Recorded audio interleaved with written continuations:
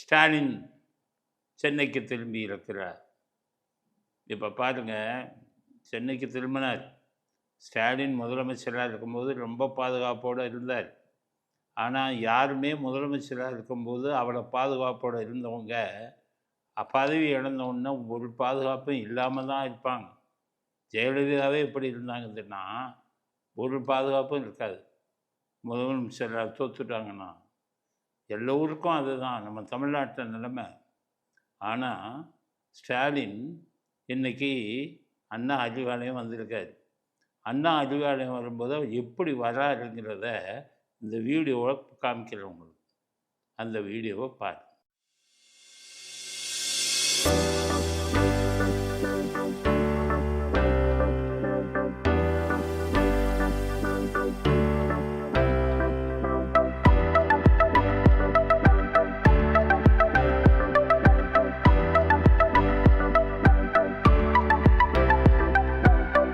So அந்த வீடியோவை பார்த்துருப்பீங்க.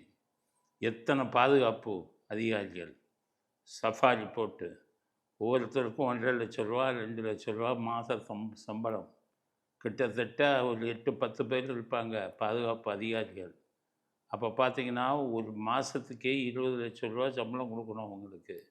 எத்தனை கார் பின்னாடி வருது பார்த்துக்கோங்க. ஆக ஒரு மாதத்துக்கு 40 லட்சம் 50 லட்சம் ரூபா இவருக்கு செலவே. பெரிய வானத்திலிருந்து குதிச்சார்ல. ஸோ இதில் போயிட்டு ஆந்திராவில் இருக்கிறதுல ஓங்கோலில் போய் எப்படிப்பட்ட வீட்டில் வாழ்ந்தீங்க? எளிமையாக இருக்கிறதுக்கு பழகிக்கங்கய்யா. நீங்கள்லாம் ராஜ பரம்பரையா நீங்கள்லாம்? நம்ம தமிழ்நாட்டில் எத்தனை பேர் இருந்தாங்க? கக்கனெல்லாம் தேர்தலில் தோக்கும்போது தோத்துட்டோம் அப்படின்னு தோற்று கொண்டு இருக்கிறோம் அப்படின்னு தெரிஞ்ச உடனே ஓபி ராமன் அவர் உங்களை முந்தி கொண்டிருக்கிறார். எத்தனாயிரம்? 20,000 முந்தி கொண்டிருக்கிறார். அப்போ தோற்பது உறுதினு ரப்பர் செல்ப்பை மாட்டிட்டு மந்திரியாக இருந்தாலும் காவல்துறை மந்திரியாக இருந்தாலும் வெளில போனேன். இதே தான் அண்ணாவும். அறிஞர் அண்ணா பனியன் போட்டு இருந்தாருன்னா அந்த பனியனில் அத்தனை ஓட்டைகள் இருக்கும். சம்பளத்தை வாங்கி தான் ஒரு பனியன் வாங்கணும்னு இருந்தாங்க. அப்படி இருந்த திராவிடம், இந்த திராவிடம்ங்கிறது நம்ம தமிழ்நாடுங்கிறது அப்படி இருந்தது. எம்ஜிஆர் எல்லாம் தன்னுடைய சொந்த உழைப்பினால் வந்த பணத்திலிருந்து தான் எந்த உடை முதல் கொண்டு வாங்குவார். இப்படி ஊரை கொள்ளையடித்து லட்சக்கணக்கான கோடிகள் அதெல்லாம் கொள்ளையடித்து வெளிநாடுகளில் முதலீடு செஞ்சுட்டு பெரிய நாடு வானத்திலிருந்து குதித்து விட்டார். முதலமைச்சர் நான் முடிஞ்ச உடனே வந்தாவை பாருங்க. அதனால தான் சொல்கிறேன், இதெல்லாம் ஸ்டாலின் இதுக்கு அழகில். உங்கள் அப்பாவே எவ்வளோ பரவாயில்ல. அவர் 10 ரூபா பாக்கெட்டில் 10 ரூபா இருக்காது. கோடியில் போடுறீங்க. எல்லாம் ஊரான் சொத்து, ஊரான கொள்ளையடித்த சொத்து, எதுவும் சுயமாக சம்பாதித்த சொத்து இல்லை. அத்தனைக்கும் பெரிய மோசமான முடிவு மிக மிக மிக மிக விரைவில் வரும். அவன் ஏழை.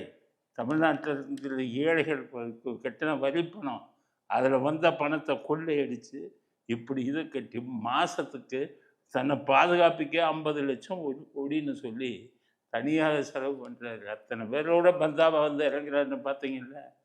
அது ஒரு வருத்தத்துக்குள்ளேயே செய்யுது. அதுக்கு அடுத்தது எல்லாத்துக்கும் ஒரு சும்மா இல்லை, எல்லாத்துக்கும் அட்வைஸ் பண்ணுது. குறிப்பாக தாவை காட்சியில் 2 மாதத்தில் 10 பேரை கைது பண்ணிட்டாங்கன்னா எல்லாம் தப்பு. மக்கள் தகுந்த பாடம் கற்பிப்பார்கள். யூடியூப் இதில் பேசுனது 10 பேரை கைது பண்ணிட்டாங்க அப்படிங்கிறது நீங்கள் நல்லா புரிஞ்சுங்க. சுஜாதா அப்படின்னு சொல்லி 2 இன்ஸ்பெக்டருங்க. கமிஷனர் ஆஃபீஸில் போய் பார்த்தீங்கன்னா ஒரு சுஜாதா, சென்ட் தாமஸ் மவுண்ட்டில் பார்த்தீங்கன்னா ஒரு சுஜாதா. 2 பேருக்கு வேலையே என்ன தெரியுமா? அது இந்த கமிஷனர் ஆஃபீஸில் இருக்கிற சுஜாதாவுக்கு, உமன் இன்ஸ்பெக்டருக்கு என்ன வேலை தெரியுமா? ஸ்டாலின் நம்ம முதலமைச்சராக இருக்கும்போது, அதாவது செந்தில் பாலாஜி அவர்கிட்ட ஸ்டாலின்கிட்ட ஒரு பெர்மிஷன் வாங்கிட்டு செந்தில் பாலாஜியை யார் யார் திட்டினாங்களோ, யார் யார் கமெண்ட்டு திட்டி போட்டாங்களோ, திட்டின கமெண்ட்டுக்கு யார் யார் பலே ஷபாஷ் நன்றாக சொன்னீர்கள், சரியாக சொன்னீர்கள் அப்படின்னு சொன்னவனை பூரா ஜெயிலில் அரெஸ்ட் பண்ணி போட்ட இதுதான கூட்டம். ஐயா, சமூக விரோத கூட்டம். வெக்கமா இல்லையா உங்களுக்கு? 10 பேரை கைது பண்ணிட்டாங்க. 4 அவங்களாச்சும் கையை ஓடிப்பேன் காலை ஓடிப்பேன்னு அதை கைது பண்ணாங்க. நீங்கள் கமெண்ட் போட்டவன் ஆகா ஓஹோ பேஸ்னு சொன்னவன் அத்தனை பேரும் இந்த செந்தில் பாலாஜி திருந்தாத ஜென்மம். அவளை பற்றி இந்த சுஜாதாங்கிற இன்ஸ்பெக்டர் 2 இன்ஸ்பெக்டர் வச்சு உள்ள தள்ளினீங்க. எக்மோர்லையும் சென்ட் தாமஸ் மவுண்ட்லையும் 2 இன்ஸ்பெக்டர் வச்சு. இது எந்த கணக்கில் வரும்? நீங்கள் சொன்னீங்களே எந்த ஆட்சியிலும் நடந்தது இல்லையா? 10 பேரை கைது பண்ணிட்டாங்களா 2 மாதத்தில்? 100கணக்கான பேரை கைது பண்ண ஆளுங்களை செய்யாதீங்க. அதை பற்றி தப்பான கைதுன்னு பேசுறதுக்கு அருகதை தகுதி இருக்கா? அடுத்து அவர் அட்வைஸ் பேசுகிறார். யார் எல்லாத்துக்கும் போலீஸ்க்கு இவர் புத்தி சொல்கிறார். இதுதான் என் கொடுமை. அவரை படித்தவன் போலீஸ்காரன் போகிறான். ஒன்றுமே படிக்காத காலங்க நீங்கள். ஸ்பெல்லிங் பார்த்து கூட படிக்க தெரியாது. அவங்க போலீஸ்க்கு புத்தி சொல்கிறார். என்ன சொல்கிறாரு? போலீஸார் நடுநிலையாக இருக்க கற்றுக்கொள்ள வேண்டும். உங்கள் ஆட்சியில் நடுநிலையாக இருந்தாங்களா? சொல்லுங்கள். உங்கள் ஆட்சியில் கிளி ஜோசியம் பார்க்குறவையா? வெக்கக்கேடு. நீங்கள் முதலமைச்சராக இருக்கும்போது அவன் ஒரே ஒரு நெல்லை கொடுப்பான். அந்த கிளி வரும், ஒன்றா தூக்கி எடுத்து அதில் ஒரு சீட்டை கொடுக்கும். அது ஸ்டாலின் தோப்பாருன்னு சொல்லிச்சான். கிளி ஜோசியக்காரனையும் எலி ஜோசியக்காரனையும் பிடிச்சி அரெஸ்ட் பண்ண ஆளுங்களாச்சா நீங்கள்? உங்கள் இதில் காவல்துறை நடுநிலைமையாக இருந்தது. வயதான ஒரு அம்மா உங்கள் போஸ்டர் பார்த்துட்டு இதை தூக்கி அப்படியே மண்ணை வாரி தூத்துச்சு. மண்ணை வாரி எரிஞ்சது. தனிப்படை அமைச்சு அந்த போலீஸ்காரங்க அந்த வயதான அம்மா யாரை நீங்கள் கைது பண்ணீங்களா இல்லையா? உங்கள் காட்சியில் காவல்துறை நடுநிலைமையுடைய இருந்தது. எவ்வளவு கேவலமான வேலையெல்லாம் பண்ணிக்கிட்டு இருந்தீங்க காவல்துறையை வச்சு. இந்த அருண்கிறவரை வச்சுக்கிட்டு அவர் அருண் நடுநிலைமையாக செயல்பட்டார். நீங்கள் போய் அட்வைஸ் பண்ணுறீங்களே, அவரை தூக்கி கையில் வச்சுக்கிட்டு இவர் ஆம்ஸ்டாங் கொலையில் வந்துக்கிட்டு கொலவாளியை தப்பிக்க விடுறது, அந்த இவனை என்கவுண்டரில் போட்டது, அண்ணா யூனிவர்சிட்டியில் அந்த பெண்ணுக்கு அவளை பெண்ணுக்கு அந்த சார்னு சொன்னதை கடைசி வரை கண்டுபிடிக்காமல் அதே இவரை வச்சுக்கிட்டு காவல்துறை அதிகாரி அருணை வச்சுக்கிட்டு என்னென்ன கூத்து பண்ணீங்க? காவல்துறை நடுநிலைமையோடு நடத்துக்கணும் அப்படின்னு சொல்கிறதுக்கு உங்களுக்கு அடிப்படை தகுதி இருக்கா? தமிழ்நாட்டில் காவல்துறை இப்போ நடுநிலைமையோடு இல்லையா? இருந்துச்சு. யோகியங்க இருந்த வரை அது இருந்தது. காமராஜர் ஆட்சியில் கக்கன் போலீஸ் மந்திரி கக்கன். அன்னைக்கு நடுநிலைமையாக இருந்தது இதே காவல்துறை. அதுக்கப்புறம் கெட்டு போச்சா? அண்ணாதுரை வர நல்லா தான் இருந்தது. அண்ணாதுரை இருக்கிறவரை ஐஜி அருள், அவரை தன்னை கைது செய்த ஐஜி அருளையே தூக்கி ஐஜியாக போட்டவர் அண்ணாதுரை. என்னைக்கும் உங்கள் அப்பா வந்தாரோ காவல்துறைக்கு இன்சார்ஜா, அன்னைக்கே குட்டிச்சவர் ஆட்சியா காவல்துறை. காவல்துறை நடுநிலைத்தன்மை போனதே அன்னையிலிருந்து தான்.